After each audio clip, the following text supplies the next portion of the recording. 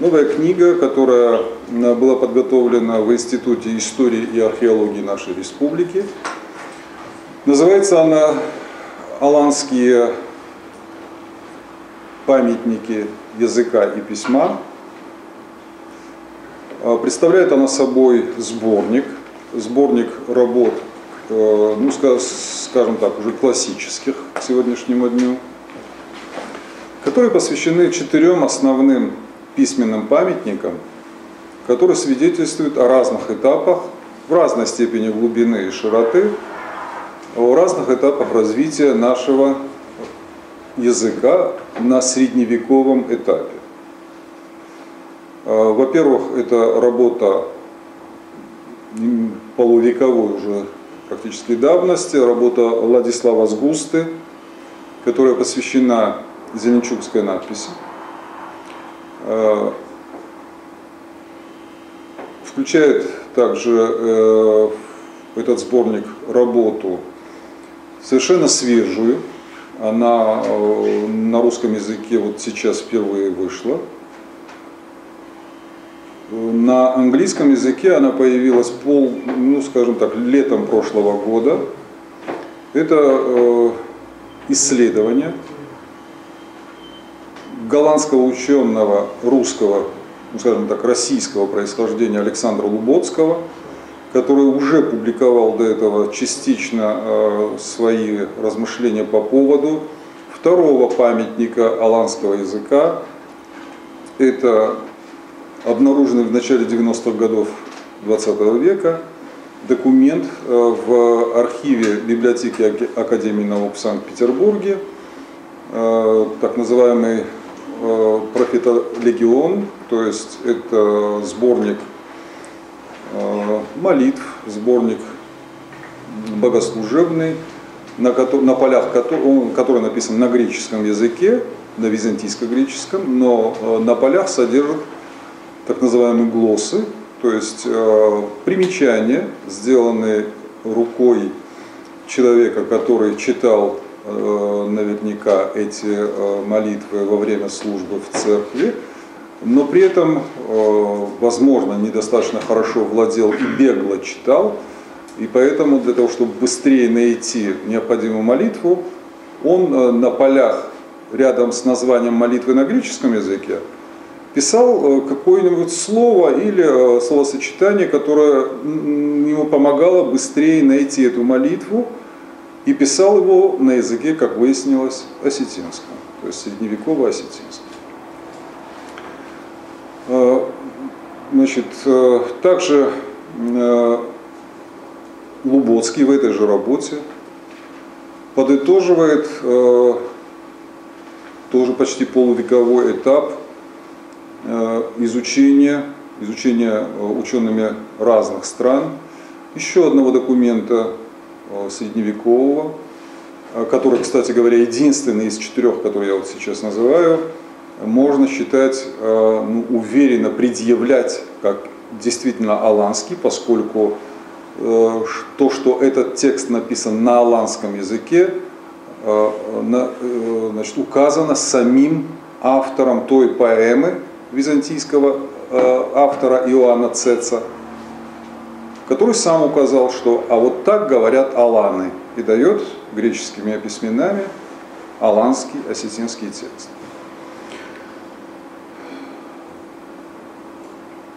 Сборник, конечно, представляет большой интерес, поскольку он, скажем так, впервые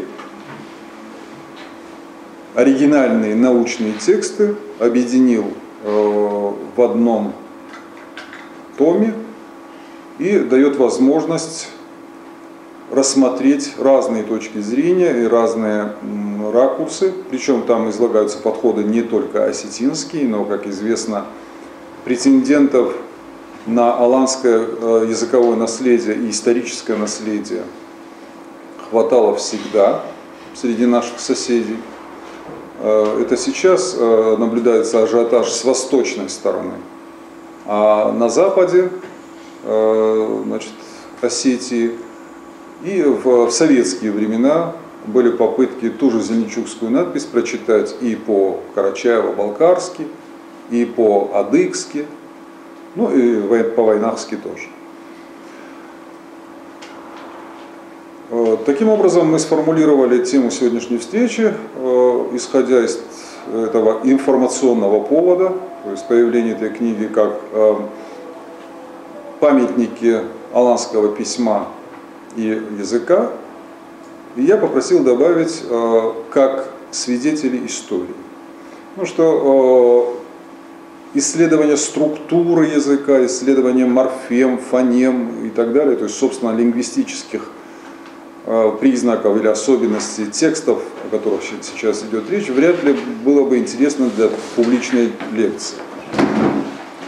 Я думаю, что все-таки важнее посмотреть на ракурс взаимосвязи между историей языка, отраженной в этих письменных источниках, и историей народа, которые, безусловно, взаимосвязаны. Следует, видимо, сказать о том, что на самом деле вместе эти документы встретились не в первый раз в одной книге. Впервые в одной книге, под одной обложкой, они пересеклись вот в этом исследовании, которое называется «Очерк. История осетинского языка», автором которого является ваш покорный слуга. Книга вышла в 2006 году, и здесь изложены основные концепции и основные взгляды, в том числе зарубежных ученых, на эти документы. Еще раз подчеркну разницу. В вышедшем недавно сборнике даны оригинальные тексты первых, ну скажем так, ученых, широко рассмотревших эти письменные памятники. Но после этих публикаций, после публикации работы того же Владислава Сгусты о зеленчукской надписи, появились десятки новых работ, в которых были рассмотрены какие-то новые аспекты и даже были предложены совершенно новые интерпретации и трактовки.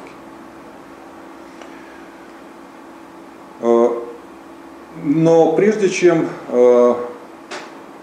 перейти к основной теме, я хотел бы взять более глубокий еще исторический ракурс. Ну хорошо, общепринято считать, и это является такой расхожей, даже в бытовом смысле фразой, о том, что осетины являются единственными сохранившимися потомками скифов, сарматов и алан. Так почему мы берем только аланский, как бы сказать, период? Ну, понятно, что сегодня это связано, я еще раз говорю, с выходом книги, которая говорит, в которых излагается только аланский языковой материал. Насколько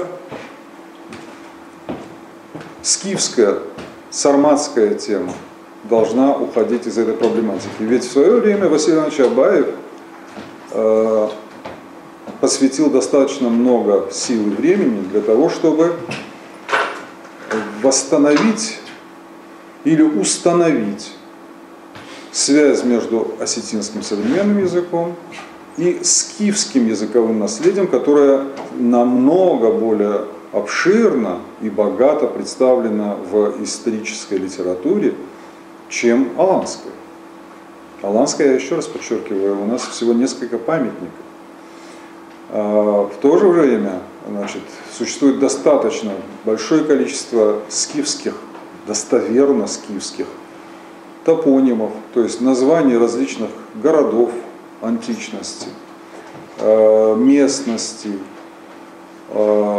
сотни и сотни имен скифских царей, скифских воинов, скифских врачей и так далее. Василий Иванович Абаев был одним из главных энтузиастов и, может быть, главных в свое время деятелей посвятивших свои усилия тому, чтобы попытаться определить взаимосвязи между осетинским и скифским языком. К сожалению, и таково общее состояние сейчас у нас вообще в лингвистике, я имею в виду в осетинской лингвистике. Наследников у Василия Ивановича Абаева в этом вопросе больше не было и нет на сегодняшний день. А скифским языком продолжают, конечно, заниматься. Заниматься и в России, и за рубежом.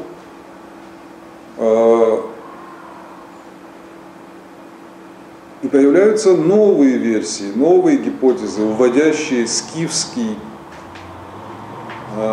ареал все дальше и дальше от осетинского исторического поля. Есть и зарубежные исследователи, например, польский ученый Витчак, который опубликовал не из первых критических, в смысле осетинской, скифской преемственности материал, в котором он высказывает сомнения относительно того, что насколько осетинский является действительно потомком, прямым, непосредственным потомком скифского языка. Более того, он приводит ряд соображений, в соответствии с которым получается, что такой преемственности быть не может, потому что осетинский относится к северо-восточной подгруппе иранских языков. Скифский же по ряду признаков он относит к другой группе иранских языков. Соответственно, такой исторической взаимосвязи непосредственно между скифским и сармато-аланским и осетинским, соответственно, быть не может. В какой-то степени его поддержал, это уже вот буквально несколько лет назад, достаточно известный и, я бы сказал, подготовленный ученый в этой области, российский исследователь Сергей Куланда, работающий в Институте востоковедения РАН, который тоже провел исследования в этом направлении и нашел тоже возможным согласиться с предположениями Витчака и подвергать сомнению осетино-скифскую историческую, культурно-языковую преемственность. В некоторой степени некоторые аргументы, скажем, этих исследований ваш покорный слуга подверг сомнению в некоторых своих работах, и надо признать, что тот же Сергей Куланда публично, в том числе на недавно прошедшей, то есть пару лет назад во Владикавказе, международной конференции по этногенезу осетинского народа, надо отдать ему должное, достойно признал то, что многие из тех оснований, которые он использовал для подвергания сомнению осетинско-скифскую преемственность, он вынужден от них отказаться после аргументов, приведенных мною в поддержку или в продолжение идеологии этого вопроса, разработанной Василием Ивановичем Абаевым. Тем не менее, эти работы множатся.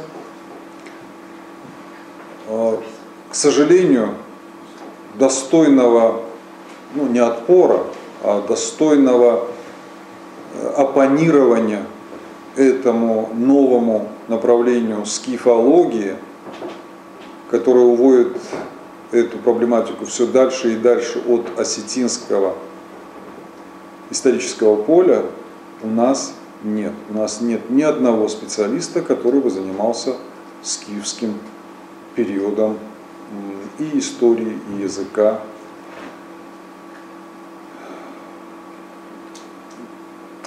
А тут на наших глазах разворачивается еще более масштабное кампания по пересмотру, фундаментальному пересмотру скифской проблематики.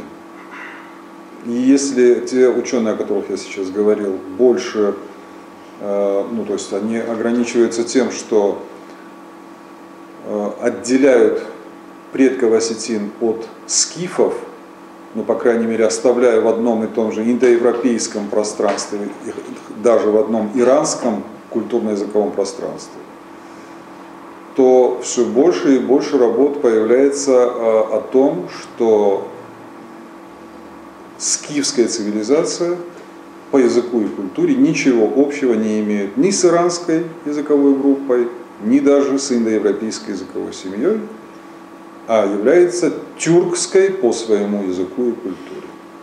То есть тюркская, тюрко-скифское как бы наполнение, тюрко-скифская гипотеза находит все больше и больше скажем, последователей, естественно, в первую очередь в странах тюркского мира, который достаточно обширен и в котором достаточно много людей, которым в силу разных причин интересно доказать именно эту гипотезу. В этой ситуации,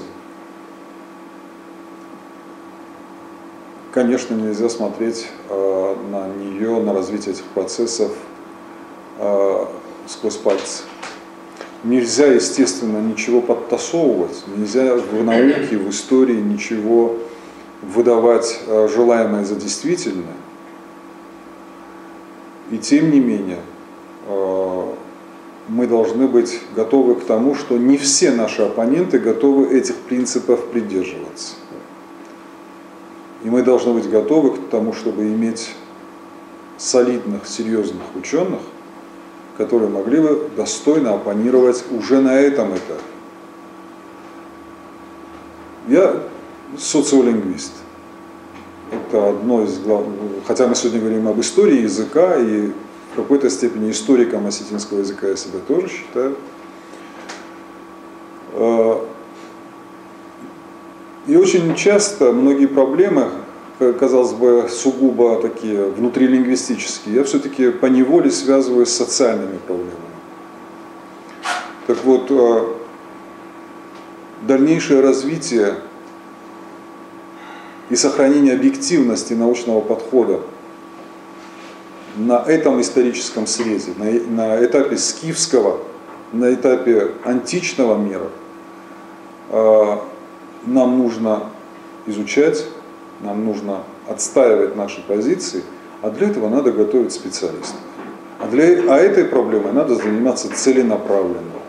Существуют мировые центры науки, существуют отечественные центры науки, где работают серьезные специалисты, куда мы должны направлять наших молодых, талантливых людей, которые должны изучать древнегреческий язык, которые должны изучать латынь, которые должны изучать арамейский и другие древние языки, посредством которых можно продолжать поиски исторических документов, которые можно использовать эти знания для того, чтобы правильно интерпретировать явно искаженные переводы греческих и римских текстов. Это серьезная, кропотливая, целенаправленная работа осетинского государства, которая должна быть организована. Дело в том, что это имеет значение не только для архаики, это имеет значение не только для древнего периода. Дело в том, что чем больше будет публикаций о том, что скифы не индоиранцы, скифы не иранцы, а тюрки, тем больше оснований будет для сомнений в том, насколько аланы тогда тоже не тюрки. Дело в том, что слишком много в исторической науке, в историографии, слишком много в исторических документах античности и средневековья указаний на непосредственное родство и преемственность скифов и алан.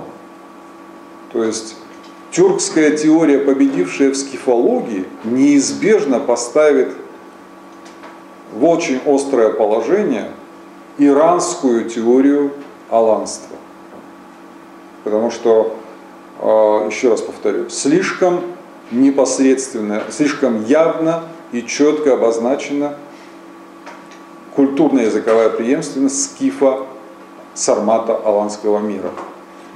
Соответственно, если мы хотим укреплять свои позиции не только в архаичность, не только в античный период, но и в средневековый, то есть в аланский период, мы не должны дать возможность выбить из-под аланского здания скифский фундамент.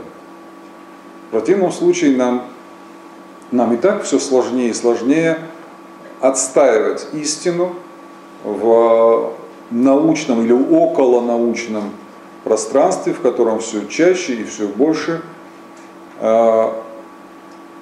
и все громче звучат голоса людей или очень далеких от науки в реальном смысле, но имеющих какие-то доступы к научной среде.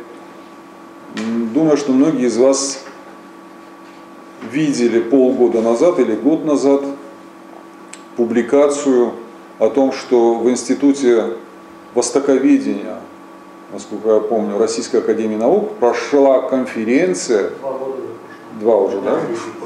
Спонсируемая, как это не странно, карачаевским ресурсом и карачаевским, ну, скажем так, лидером национально-культурного движения.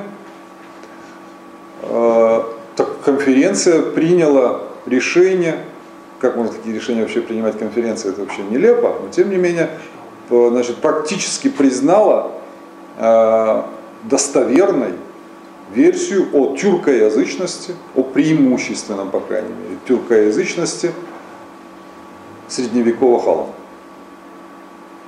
То есть заявление сделано, причем сделано не с сайта Эльмусоид или с какого-то, так сказать, форума, а сделано с трибуны академического учреждения. Теперь доказывай, что это лженаука. А придется доказывать. И здесь проблема следующая. Проблема опять кадровая. На сегодняшний день в Осетии и на севере, и на юге есть 2 человека, которые в той или иной степени занимаются историей осетинского языка вообще. Уже пожилые? Нет, к сожалению, пожилые у нас есть, они сделали в свое время свое важное дело. В первую очередь это Харум Алиханович Таказов, который защитил прекрасную диссертацию на соискание ученой степени доктора наук под руководством Василия Ивановича Абаева. И она была посвящена, скажем, исторической динамике развития категории глагола в осетинском языке, от древнеиранского состояния до современной системы. На сегодняшний день в Южной Осетии историческими аспектами осетинского языка занимается заведующий кафедрой осетинской филологии Юго-Осетинского университета Юрий Альбертович, Дзицойте. Вот, к сожалению, кроме меня, на севере Осетии историей осетинского языка больше не занимается сейчас никто. При этом, я должен это подчеркнуть, я больше социолингвист. У меня даже не осетиноведческое образование, а закончил университет по специальности французский и английский языки. Я заканчивал аспирантуру в Ленинградском университете по французской филологии.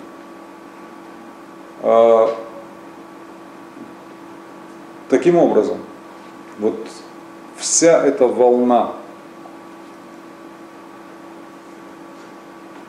тюркских, войнахских, адыгских и иных происхождений аланского народа, тюркской, войнахской, адыгской и иных атрибуций текстов аланского языка, практически отражать это некому.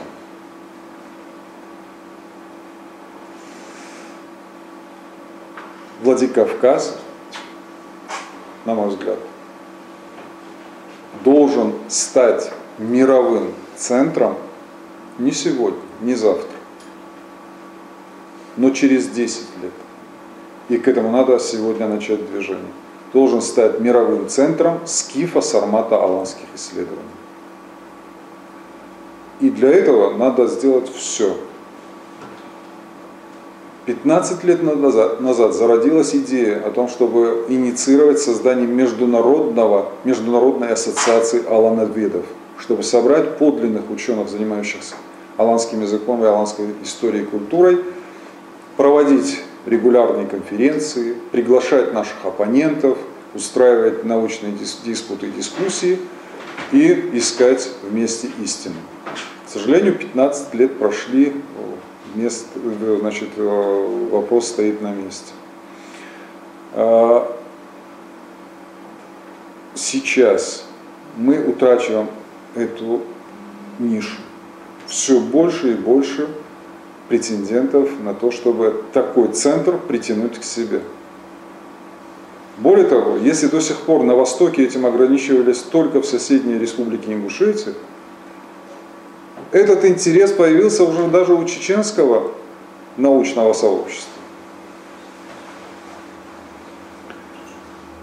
Поэтому положение вещей удручающее. Надо сказать, что и в отечественной, в широком смысле, то есть в российской науке, положение не намного лучше. К счастью, после обвала 90-х годов, 2000-х годов, сейчас появилась достаточно активная группа молодых исследователей, которые занимаются осетинским языком, но именно современным осетинским языком. В историческом аспекте из них мало кто задействован. Несколько ученых пришли на смену ушедшим мастерам и мэтрам аланистики Западной Европы. Это были блестящие ученые, такие как Ролан Бельмайер, Хунгер и многие другие, Дюмезиль, хотя он был не столько лингвистом, сколько мифологом и специалистом по эпосам. Но сейчас в том же, вот я уже упомянул Александра Луботского, который работает в Лейденском университете. Там же работает Кристоф Вьель, который лет 10 назад защитил диссертацию по сопоставительному изучению индийской, римской и осетинской мифологии. Но он не лингвист, он мифолог, то есть он занимается сопоставлением мифологии. К сожалению, Ален Кристоль, достаточно много сделавший тоже для истории осетинского языка, лингвист из университета Руана во Франции, сейчас уже находится на пенсии и практически перестал публиковаться. Поэтому, да, особо надо, конечно, упомянуть голландского ученого Чонга, Джонни Чонг. Он приезжал в Владикавказ лет 15 назад ну, скажем так, для проведения полевых исследований, и по итогам своего, значит, многолетнего труда он опубликовал замечательную книгу, которая значит, в оригинале называется, значит, «Историческое развитие» или «Развитие исторического вокализма осетинского языка», то есть это работа, посвященная сугубо фонетическим трансформациям осетинского языка от древности до современности, в которой он обобщил все существовавшее наследие в этом аспекте изучения. Это, конечно, испанский, каталонский ученый Агусти Алимани, работа которого Аланы в античных и средневековых источниках широко известна. Но он тоже, собственно, не является лингвистом в прямом значении этого слова. И он уже давно после этой проблематики, еще вот после нашей конференции, на которой была наша делегация в 2007 году в Барселоне, он уже практически в тот период уже начал переключаться на другую проблему. Он начал заниматься гуннами, хазарами и, значит, другими народами древности. Таким образом, дальнейшее изучение скифо-сармато-аланской проблематики в лингвистическом аспекте, я не буду сейчас говорить об историческом аспекте, к сожалению, и там у нас проблемы, но в плане лингвистическом у нас серьезнейшие проблемы, и в том контексте агрессивного наступления в лингвистическом научном пространстве на иранские позиции аланства, очень легко может оказаться ситуация, что истина останется в стороне, а восторжествует идеология. Идеология, с которой будет очень сложно потом бороться, тем более, что практически некому.